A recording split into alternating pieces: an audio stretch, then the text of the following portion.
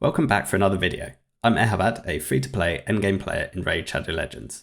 Today we find ourselves back in Bommal 90 following yesterday's video where I tried to explain in detail the mechanics of the fight and how you can construct a team to beat Bommal 90 in a consistent fashion.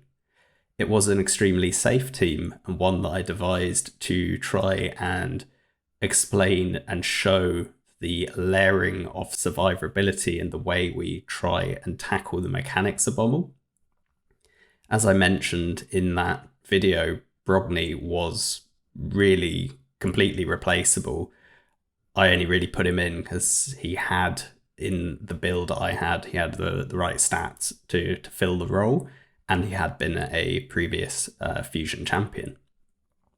Since then, I have gone and re-geared one of my Geomancers that I use for Hydra to have the requisite resistance to be able to fight Bommal, as it's widely known that Geomancer is one of the best boss killers in the game. He's featured previously on this channel in terms of speed farming Nether Spider, and I actually had shown in the Mithrala showcase that Mithrala can do the cleanse role in Nether Spider very effectively and be part of a auto comp for Geo to speed farm Nether.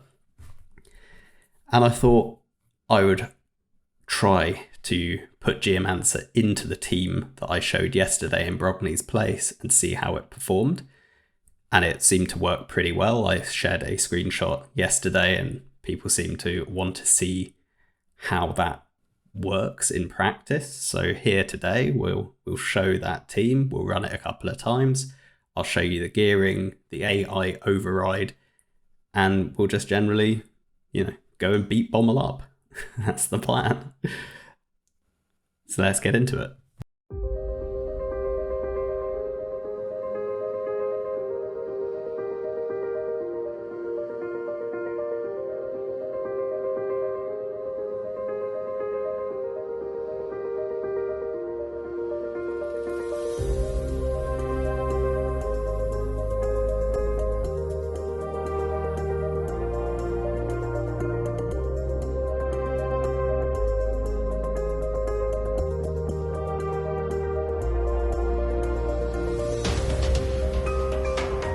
I put that screenshot out yesterday and I spent a bit of time this morning optimizing the run. So we managed to get it down to 5.5 minutes here. But this is the team that I showcased. Geomancer's doing the majority of the work. We jump in and take a look at the builds. Mithrala in the same build that I showed from the video, in an arena build. I do think you need reasonably fast speed, and if you do run her at a different speed, you will need to see the timing of the strengthen, and you might have to change the AI override to line up the strengthen to coincide with the bombs. But that's going to be, something that you'll have to figure out in your own speed tune. In terms of the skills, my Mithrala is booked. And in terms of masteries, I have a arena-based mastery set going down to Eagle Eye. I also run an Untouchable. But again, you don't need Untouchable for this. You don't need these level of stats. You do need a cumulative resistance plus accuracy of north of, say, 450. But other than that, you don't need to worry about any of the other stuff that I've got here. Then Tatura, we have him fast above the boss's speed, so anything over 250 is fine, with good kind of defensive effective HP. I have put crit into him to try and help with the wave clear, but it's still not super fast, to be honest.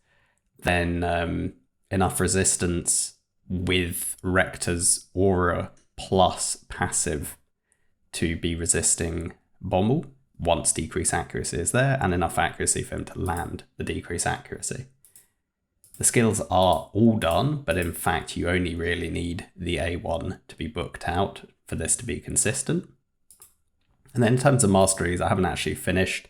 It will be quicker once I get War Master, but I haven't finished farming the scrolls, and since I don't really use him anywhere in the end, I thought I'd use him a lot in Hydra. but I haven't in the end. I kind of stopped farming the masteries once I got to the point of being able to use him as an A1 bot for decreased accuracy.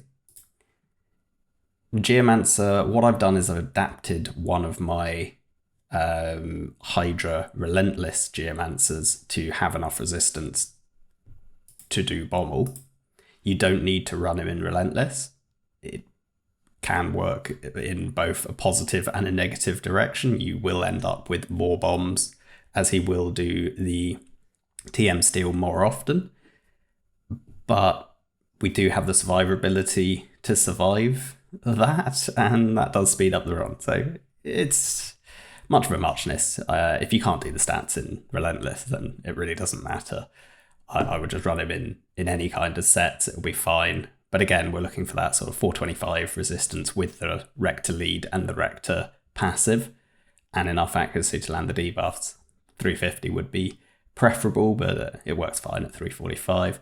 I don't have him faster than Bommal, mostly because I couldn't get that kind of speed with this gear, to be honest. And I wanted him to be more Hydra viable, so I wanted to have good defensive stats and enough accuracy for Hydra. So it's kind of a bit of a hybrid build.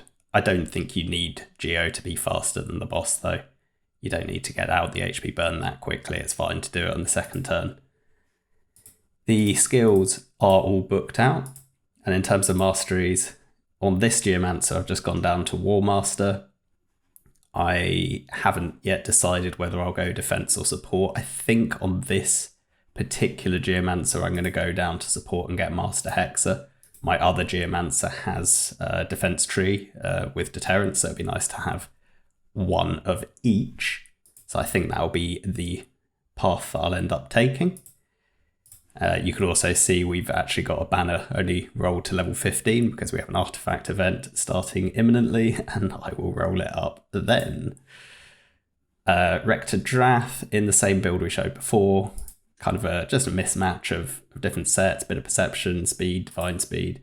Doesn't really matter. All you're looking for is the stats.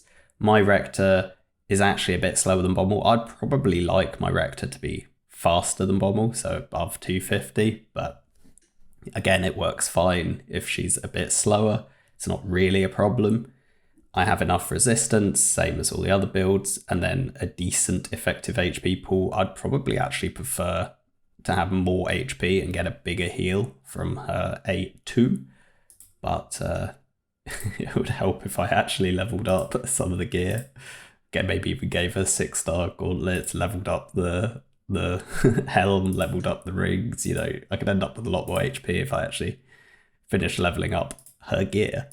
The skills are done, and in terms of masteries, it's a PvP arena defense style mastery tree going down to unshakable.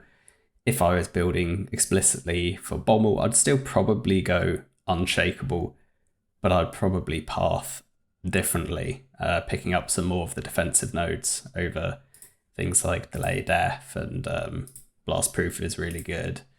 You know, things like that. I'd probably path differently if it was a pure PvE build. And then lastly, Vogoth, again in the same build set that we showed yesterday. 1 resistance, 1 immortal, and 1 fortitude. The sets really don't matter. It's all about the stats. So again, we wanted around 425 plus on the resistance. Here we've kind of gone a little bit overboard. Enough accuracy to be landing his debuff extension and his leech. I do quite like the leech to give yet another layer of sustainability, but equally, you don't really need it either. So you can easily run it with 0 accuracy. I like having a flexible build. I can use this Vogoth in other content if I want to. On the slow side, you can run him a bit quicker, but you don't need to. So it's really down to personal preference, and then try and stack as much HP as you can with anything really north of 2.5k defense, I think will be fine. For me, the skills are booked, but you don't actually need them to be. The passive is all that matters, so you don't have to book the skills at all. And in terms of masteries, my Vogoth is in a arena defense style mastery setup. What would I say is recommended? I think you definitely want things like Lay on Hands and Healing Savior and Merciful Aid. All these kind of additional healing nodes down here are good. And then the rest of it almost doesn't matter, to be honest. I've always liked Rejuvenation. I try and pick that up. In any time I go down the defensive tree, I tend to pick that up on all my champions because it just helps with any kind of sustain comp where people receive a little bit more healing. And that's that for the builds.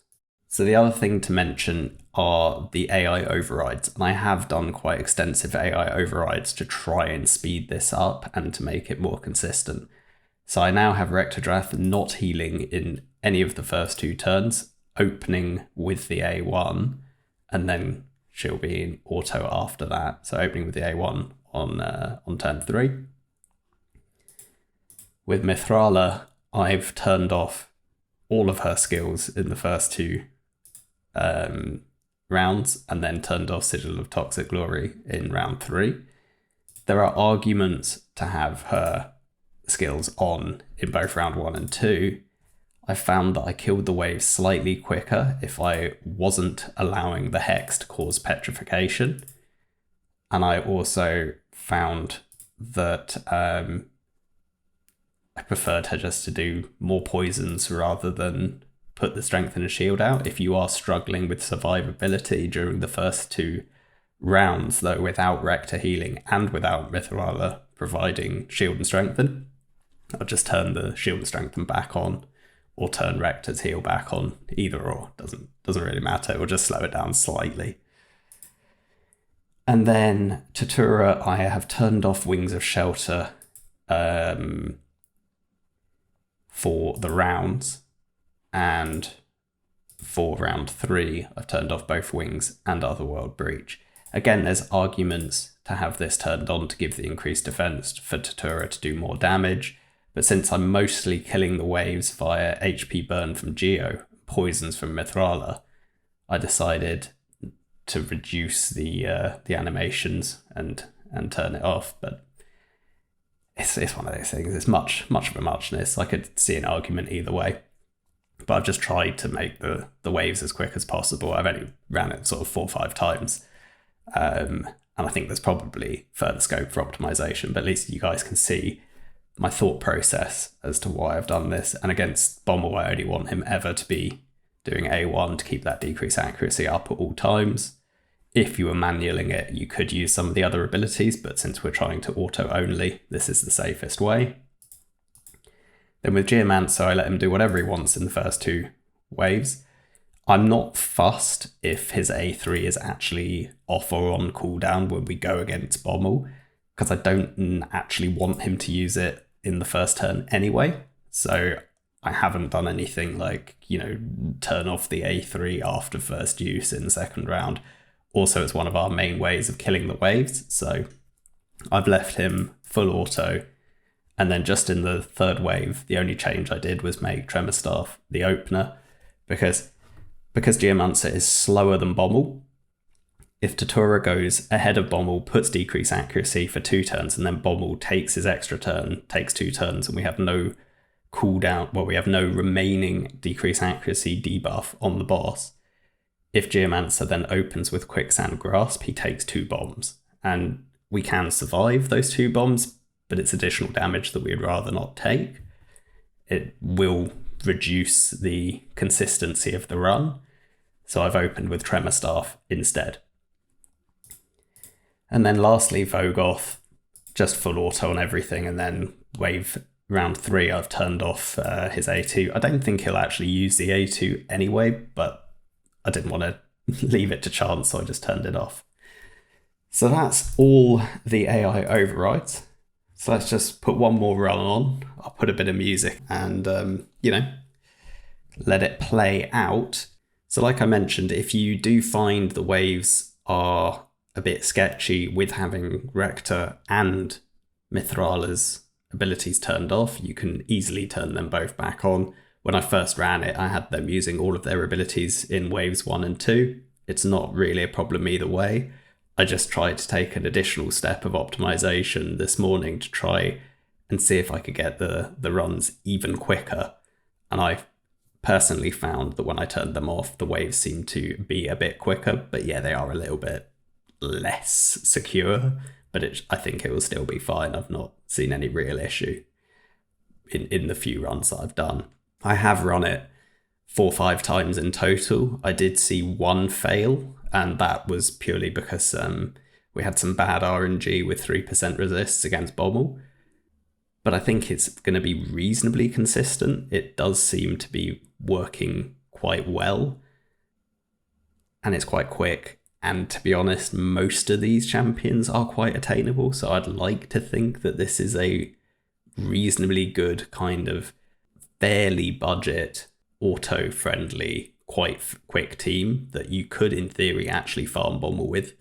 It's not too slow that you couldn't use this as an auto-farm team and get some of that really good fortitude gear. And the last thing to mention is, like I said, if your speeds are slightly different, definitely keep an eye out on Wave 3 about the timing of Mithrala's strengthen. You do want that to coincide with when the bombs are going to explode. So your AI overrides in terms of her turn priority might be slightly different. You might want to delay the strengthen by a turn or not. It depends entirely on your speed tune. So thanks for watching. Please like, comment and subscribe. Your feedback's always welcome. And I will catch you in the next video. Bye for now.